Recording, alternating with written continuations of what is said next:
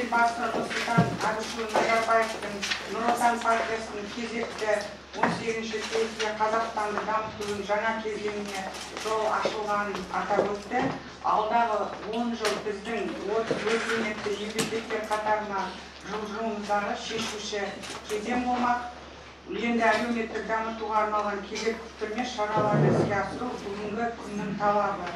Осыған байланысты бүгінгі күні 3 бағыт бойынша жаңа әлеуметтік саясат іске асырылады.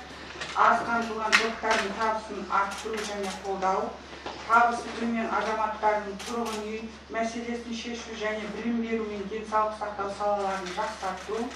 Үшінші, өңірлерді кешенді түрде дамыту.